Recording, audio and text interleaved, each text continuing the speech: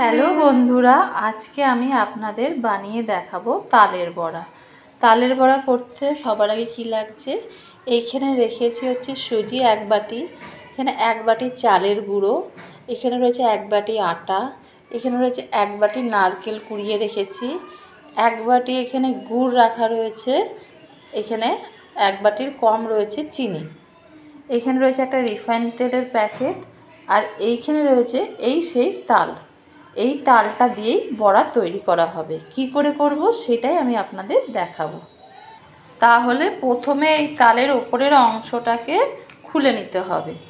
খুলে নেওয়ার পরে এই যে ছিলকাগুলো এইভাবে সব টেনে টেনে খুলতে হবে। ভালো করে সব পরিষ্কার করে নিতে হবে টেনে টেনে প্রত্যেকটা ছিলকাকে। দেখুন, আমি তালের গায়ের থেকে সব ছিলকাগুলো এইভাবে আমি সব বের করে নিয়েছি। এইবার এইগুলোকে এইভাবে ভেঙে নিতে হবে। দেখবেন 3টে এরকম বেরাবে। এর মধ্যে আমি একটু জল দেব, জল দিয়ে এইগুলোকে এরকম করে মেখে মেখে নরম করে নেব। 3টেকে এইভাবে আমি নরম করে নেব, তাহলে আমার কাইটা বের করতে খুব সুবিধা হবে।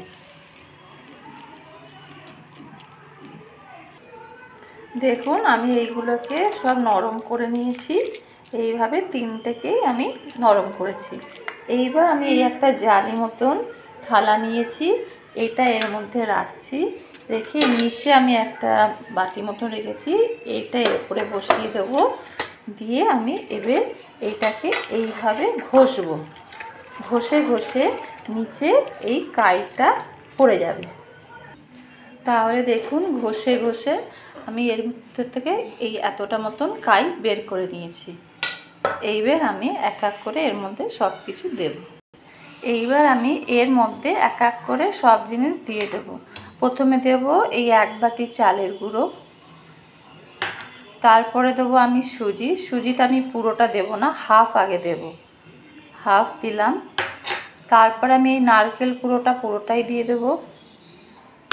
তারপরে দেব গুড়টা আমি পুরোটাই দেব। যে যতটা মিষ্টি খাবেন সেই হিসাবে আপনারা দেবেন।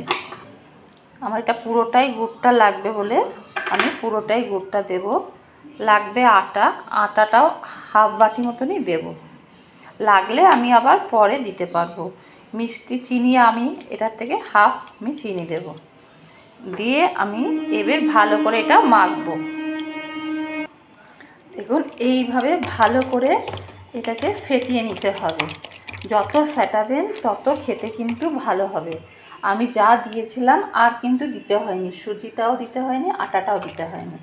আন্দাজ মতন একটু দেখে দেবেন। এবার ফেটানো হয়ে গেলে এবার আমি কড়াইতে তেল দিয়ে দিয়েছি। তেলটা একটু বেশি দিতে হয়েছে যাতে ভালো করে ভাজা হবে। তেলটা গরম হচ্ছে, গরম হলে আমি এক এক করে ছাড়ব।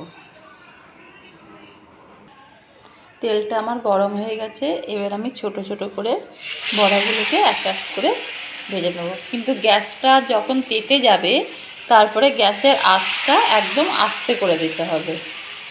জোরে করে দিলে ভেতরটা কাঁচা থাকবে আর পুড়ে যাবে ওপর থেকে। এইভাবে ছোট ছোট করে সব বড়াগুলো দিয়ে আস্তে আস্তে করে ভেজে নিতে হবে। দেখুন, বড়াগুলো আমার এক পিঠ ভাজা হয়ে গেছে, আর এক পিঠ আমি উল্টে দিয়েছি। এইভাবে আমি লাল লাল করে বড়াগুলো ভেজে আমি তুলে নেব।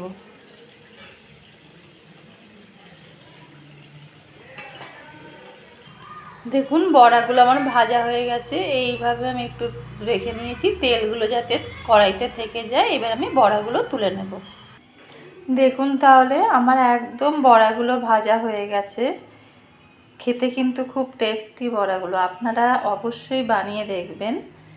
যদি আমার এই রেসিপিটা আপনাদের পছন্দ হয়ে থাকে তাহলে অবশ্যই লাইক আর সাবস্ক্রাইব করে দেবেন।